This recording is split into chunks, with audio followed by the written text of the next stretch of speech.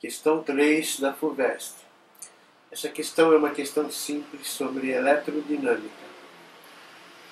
Diz o seguinte: no circuito da figura ao lado abaixo, a diferença de potencial em módulo entre os pontos A e B, aqui o ponto A e o ponto B, é de 5 volts, 4 volts, 3 volts, 1 volts, 0 volts.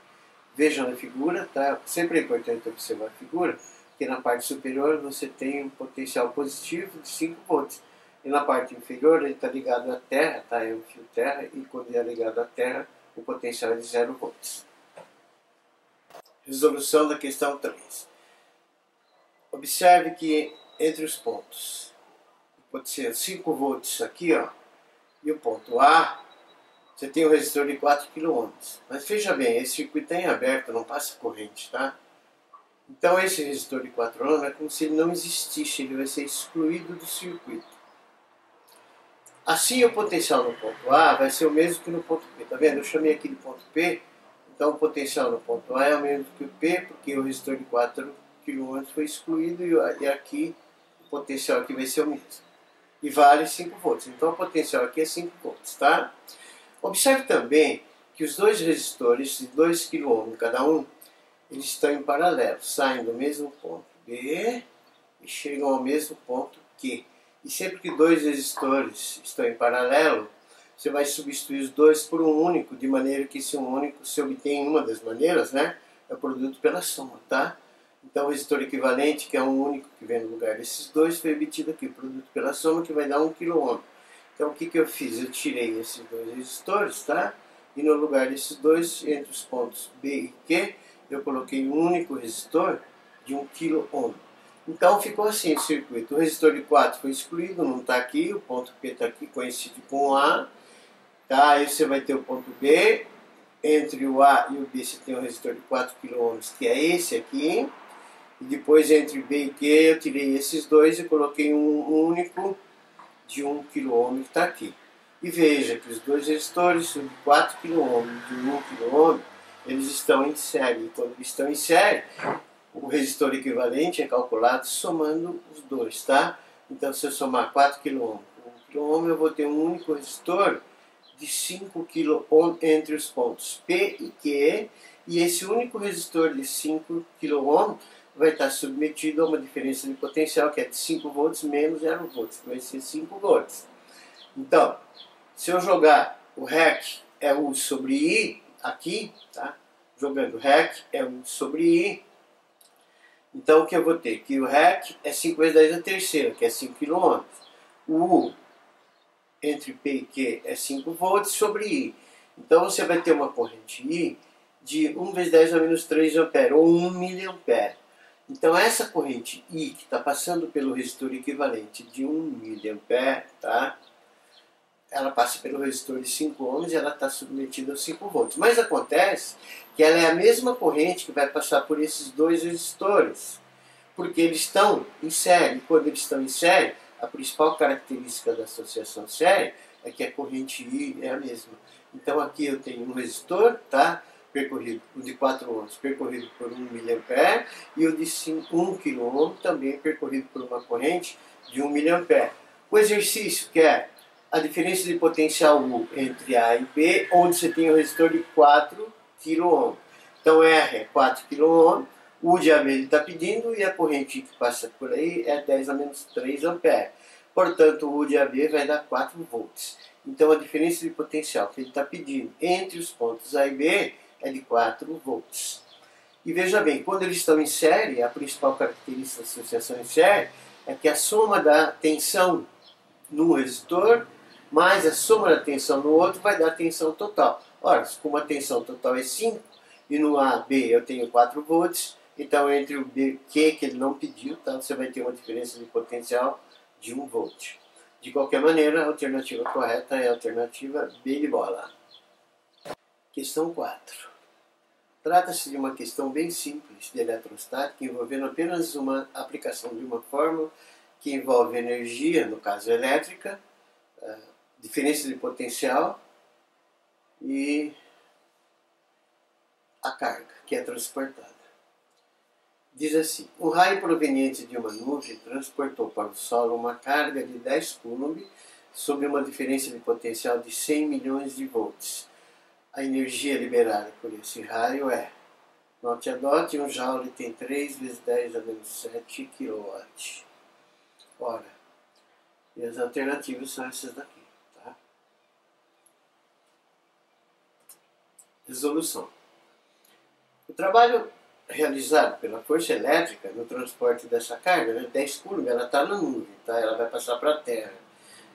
Então, isso quer dizer que o potencial na nuvem, tá, é de 100 milhões de volts e o potencial na Terra é zero. Então, para ela passar da nuvem para a Terra, ela vai estar sujeita a uma diferença de potencial de 100 milhões de volts, que seria 100 milhões menos zero. Tá? Esses 100 milhões seria 100 vezes 10 a sexta, que no caso vai dar 10 vezes 10 a sétima volts.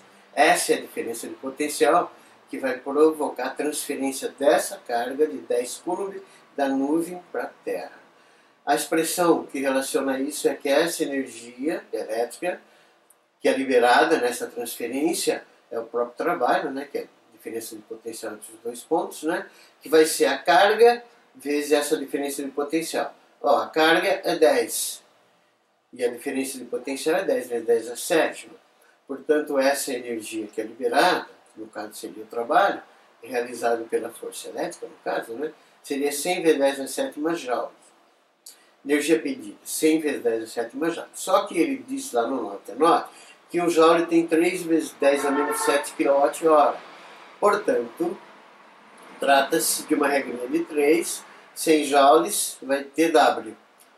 Tá? Então, o trabalho, ou seja, essa energia, ela vale 3 vezes 10 a sétima, a menos 7, que foi fornecido pelo note vezes 100 vezes 10 a sétima, que vai dar 300 kWh. E a resposta correta é a resposta C. Questão 5. É uma questão que envolve ótica geométrica, principalmente lentes esféricas. A extremidade de uma fibra óptica adquire um formato arredondado de uma microlente, uma pequena lente, ao ser aquecida por um laser acima da temperatura de fusão. Aqui, ó, tá vendo? Ele aqueceu aqui, então cada uma desses daqui adquiriu linha pontilhada, né? Tem o formato de uma microlente. A figura abaixo ilustra o formato da microlente para tempos de aquecimento crescentes. Veja bem, é importante, hein? T1 menor que T2, menor que T3. Então, à medida que você vai se afastando aqui, tá? A temperatura vai aumentando. Note a dot, importantíssimo. A luz se propaga no interior da fibra óptica da esquerda para a direita. E veja bem, tá? Não é um só raio, não são infinitos raios de luz se propagando aí. Paralelamente ao eixo. Está aqui o eixo, a luz está se propagando aqui, paralelamente ao eixo. E a fibra está imersa no ar, então o meio envolvente é o ar. E o índice de refração do material da fibra e consequente do material de cada lente é 1,5. Considere as afirmações. 1. O raio de curvatura da microlente aumenta com tempos crescentes de aquecimento. 2. A distância focal da microlente diminui com os tempos crescentes de aquecimento. 3. Para os tempos de aquecimento apresentados na figura, a microlente é convergente. Está correto que se afirma apenas em 1, 2, 3, 1, 3 e 2 e 3. Resolução. Se você observar lá na extremidade, lá no desenho original, né, na extremidade, você vai perceber que cada microlente tem esse formato aqui, ó. E esse formato é o formato de uma lente esférica que tem uma face plana e uma face convexa. Então é uma plano-convexa. E o índice de refração dela é 1,5 e ela está imersa no ar de índice de refração 1. Então, como o índice de refração dela é maior que o do ar, ela é uma lente convergente, que possui extremidades delgadas, extremidades finas. Então a afirmativa 1 é falsa. O enunciado fornece que T3 é maior que T2 é maior que T1. Veja pela figura onde eu coloquei colorido para distinguir para você, para ver os raios de curvatura de cada um. Ó, essa primeira lente que está na temperatura T1, eu coloquei ela como vermelha.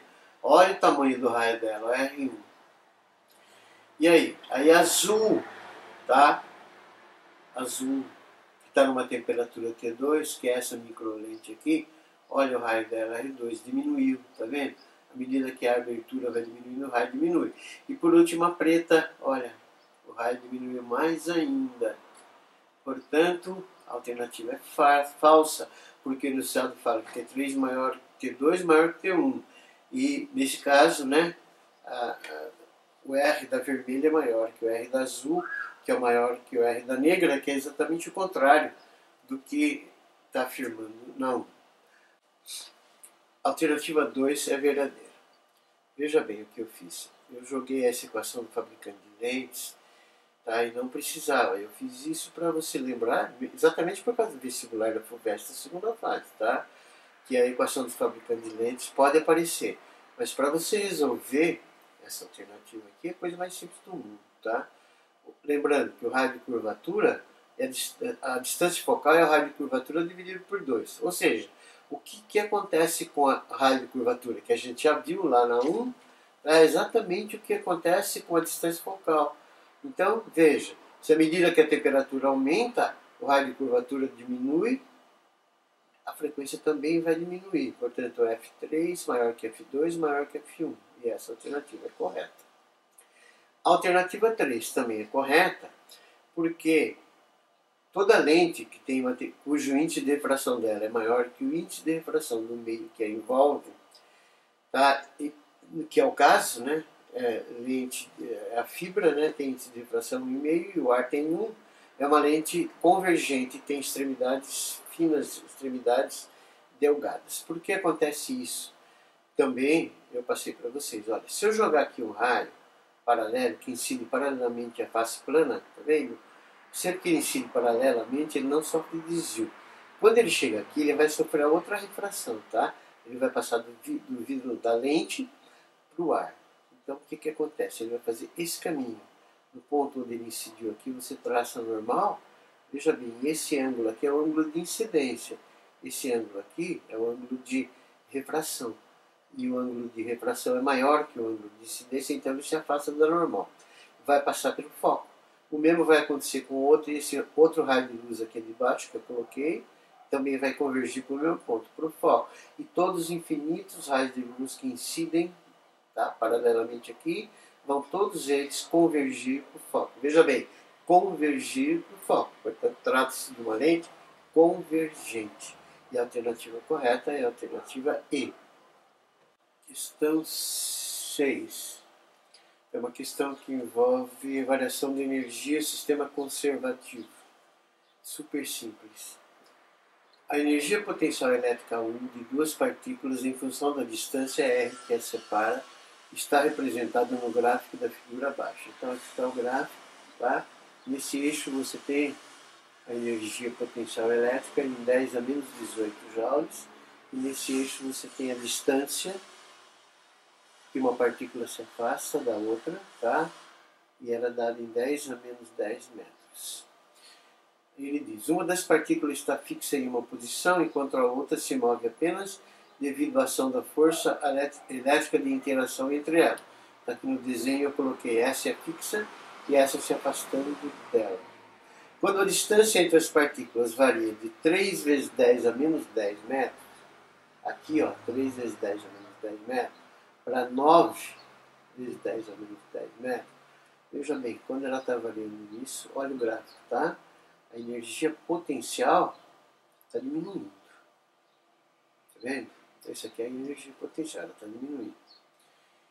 E ele quer saber quando isso acontece, o que vai acontecer com a energia cinética da partícula em movimento. Ele dá uma série de alternativas.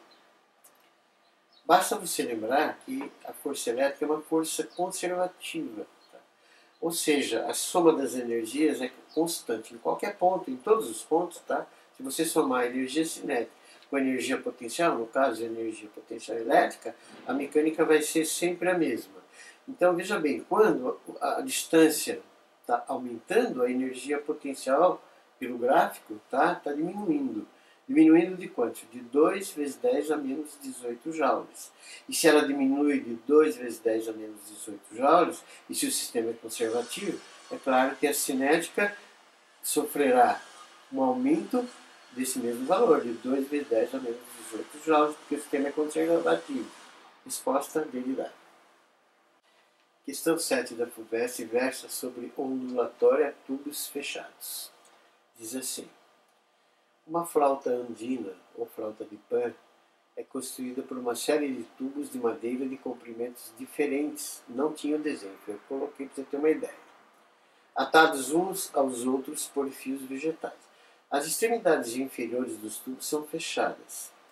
A frequência fundamental de ressonância em tubos desse tipo corresponde ao comprimento de onda igual a 4 vezes o comprimento do tubo. Tá? Então, o comprimento de onda, o lambda, é 4 vezes o comprimento do tubo. Isso é importantíssimo. Em uma dessas flautas, os comprimentos dos tubos correspondentes, respectivamente, às notas Mi. A nota Mi tem uma frequência de 660 Hz e a nota Lá tem 220 Hz, são aproximadamente. E aí ele forneceu no Note a Dot que a velocidade do som no ar é de 330 metros por segundo, e aí vem a série de alternativas. Então, o que ele forneceu? Ele forneceu primeiro, veja bem, aqui está a flauta de pan, eu peguei só um tubo, tá? Ele é fechado aqui, né? É aberto aqui, fechado aqui. E ele forneceu isso, tá? Esse é o comprimento do tubo e esse aqui é o comprimento de onda da frequência fundamental, tá? Que é lambda sobre 4. Ele forneceu que o lambda é 4L, que o comprimento de onda é 4 vezes o comprimento do tubo, certo? Portanto, L vai ser lambda sobre 4. Essa é a equação 1. Aí você vai lá na equação fundamental da ondulatória, que é V igual a lambda F. No caso, a velocidade do som é lambda F, né? Então, o lambda vai ser velocidade do som sobre F, essa é a equação 2. E aí faz o quê? Joguei o 2 no 1, caiu nisso aqui, tá? E nisso aqui. Portanto, essa equação, foi a 2 que eu joguei em 1, o que ela relaciona? Só entenda isso. Ela relaciona a frequência de cada tubo com o comprimento do tubo. Então, a nota Mi, ela tem uma frequência de 660. Então, o que eu fiz? Eu vim nessa equação e substituí a frequência da Mi por 660 e descobri 12,5 centímetros. A nota Lá, eu fiz a mesma coisa, substituí o F por 220, que foi fornecido. Descobri que vai dar 37,5 centímetros e a alternativa correta, no caso, é a alternativa C. Questão 8 é uma questão de mecânica dinâmica sobre pêndulo simples. Diz assim: o pêndulo de um relógio é constituído por uma haste rígida com um disco de metal preso em uma das extremidades. Está aqui a haste, tá? E o disco aqui. O disco oscila entre as posições A e C, enquanto a outra extremidade da haste permanece imóvel no ponto P.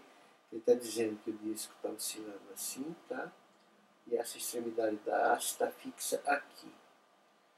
Aí ele diz: a força resultante que age no disco quando ele passa por B, então ele sai daqui, por exemplo, de A, aí ele vai passar por B, vai até C, volta em B, volta em A e realiza um ciclo completo. Então, quando ele passa por B, no B ele está dizendo que a haste está na posição vertical, veja bem, ele quer saber a força resultante nesse ponto aqui, ó. Tá? E nem o valor ele não quer, ele quer apenas a direção e o sentido. E aí ele disse, note a dot, que G é a aceleração da gravidade local. Você tem que saber, apenas isso, é só no ponto B, tá? É que, como esse disco está efetuando um movimento circular, em todo movimento circular existe sempre uma resultante denominada força resultante centrípeta. E essa força resultante centrípeta ela que é responsável pelo fato do corpo efetuar o movimento circular. E como ela se chama força resultante, então ela é a resultante das forças que agem sobre o pêndulo quando ele passa pelo ponto B. Quando ele passa pelo ponto B, nessa posição que eu estou mostrando aqui para vocês, tem uma tração do fio, do cabo na haste para cima e tem um peso para baixo. E a resultante centrípeta é uma resultante. Como o nome diz, resultante centrípeta, indicando para o centro da circunferência. E o centro da circunferência é um ponto P. Então, a resultante centrípeta vai ser T menos P. tá? E ela tem que ter a direção vertical e para cima. E eu coloquei aqui, nem precisava, tá? Mas a força resultante centrípeta, ela varia mv² sobre R. E nesse ponto, como ela tem que estar para cima, a força resultante tem que estar para cima, tá aqui, ó, tá? Então vai ficar, tirando o FR, substituindo, vai ficar T menos P é mv² sobre R. De qualquer maneira, nesse ponto, ela tem direção vertical e centrípeta para cima, e a alternativa correta é a B de bola. Questão 9. Ela versa sobre conservação de quantidade de movimento. Um fóton com quantidade de movimento na direção e sentido do eixo X, veja bem aqui, na direção e sentido do eixo X, colide com o elétron que está em repouso. Veja bem aqui, tá? Fóton, direção e sentido no eixo X, e vai colidir com o elétron que está em repouso. Depois da colisão, o elétron passa a se mover com quantidade de movimento PE no plano XY, conforme indica a figura, tá vendo? Esse é o plano XY, e aí o elétron, depois da colisão, se move nessa direção e nesse sentido. É esse PE aqui, foi o que ele forneceu, e isso é depois da colisão. Aí ele diz, dos vetores abaixo, PF, qual é? O único que poderia representar a direção e sentido da quantidade de movimento do fóton depois da colisão. Aqui estão as alternativas, tá? E ele diz no Note and Dot que o princípio da conservação da quantidade de movimento é válido também para a interação entre fótons e elétrons. Olha aqui no desenho. Como é quantidade de movimento, o sistema é conservativo, então a quantidade de movimento se conserva porque ela se conserva sempre que acontece com choques. Todo fenômeno rápido, choques, explosão, disparo, tá? A quantidade de movimento do sistema antes e a quantidade de movimento do sistema depois é sempre a mesma, e é um vetor. Então veja bem, eu tenho aqui os elementos do sistema são o fóton e o elétron. Então eu tenho a situação do fóton e o elétron antes da colisão e a situação do fóton e do elétron depois da colisão. O nosso exercício disse que antes da colisão o fóton tinha direção horizontal e sentido para a direita. Ó, a quantidade de movimento dele aqui eu desenhei em vermelho, tá vendo? Essa é a quantidade de movimento do fóton antes da colisão. E antes da colisão o elétron estava parado esperando ele. Então, a quantidade de movimento do sistema antes é a soma dos dois. É claro que se eu somar esse vetor com o vetor nulo, eu vou ter que a quantidade de movimento do sistema antes da colisão é esse aqui, ó, tá vendo? Esse em vermelho, horizontal e para a direita. Acontece que a quantidade de movimento do sistema antes é igual à quantidade de movimento do sistema depois. Então, depois da colisão, a quantidade de movimento resultante vai ter que ser essa daqui, que é a mesma que essa. Mas acontece que o problema forneceu que a quantidade de movimento do elétron, tá? Depois é essa daqui. Então, eu vou ter que somar dois vetores, esse, que está em amarelo, com mais um vetor que vai ter que fornecer esse. E só pode ser soma vetorial esse daqui, ó. Em outras palavras, se eu somar esse vetor, que é a quantidade de movimento do elétron, com esse vetor, que é a quantidade de movimento que ele está pedindo, vai ter que fornecer esse vetor, que é a quantidade de movimento final, depois, que é a mesma que do antes. A alternativa correta é A. Essa é uma questão dissertativa da FUVEST que relaciona a física com matemática. Um teleférico transporta turista entre os picos A e B de dois morros. A altitude do pico é de 500 metros, do pico A está aqui, ó. E a altitude do pico B é de 800 metros. E a distância entre as retas verticais passa por AB, está aqui, ó. AB é 900 metros. Na figura T representa o teleférico em um momento de sua ascensão e X e Y aqui representam, respectivamente, os deslocamentos horizontal X e vertical Y do teleférico em metros até esse momento. Aí ele quer saber, da letra A, qual é o deslocamento horizontal do teleférico quando seu deslocamento vertical é igual a 20 metros. Veja bem o que eu fiz. Eu vim aqui, tracei uma reta horizontal aqui, ó, que sai de A e corta a vertical que passa por B aqui, ó. Fiz isso. Quando eu fiz isso, eu determinei um triângulo retângulo. E essa altura aqui é 300, que seria 800 menos 500. Isso aqui foi fornecido, tá? É 900. Ele forneceu, no caso, o Y. Tá vendo? Ele forneceu que é 20 metros. Então, o que você vai ter? Uma semelhança de triângulos, tá? O triângulo ABQ, tá? O triângulo ABQ é semelhante ao triângulo ATR. Então, se você pegar 900, está para 300 do grandão, aí você vai ter que pegar aqui o X do pequeno, está para Y do pequeno. Resolvendo isso, e substituindo o Y por 20 que ele forneceu, que é o deslocamento vertical, você vai ter que X igual a 3Y, que é 3 vezes 20, 60 metros, portanto o X é 60 metros. Na letra B, ele diz: se o teleférico se desloca com velocidade constante de 1,5 metro por segundo, quanto tempo ele gasta para ir do pico A até o pico B? Ou seja, ele quer saber quanto tempo ele vai daqui até aqui. Então é claro que ele tem que descobrir a distância entre A e B. E para fazer isso eu joguei Pitágoras, tá? Que AB é o quadrado, que está pedindo, tá? Seria 1 cateto ao quadrado, 300 ao quadrado, mais o outro 900 ao quadrado.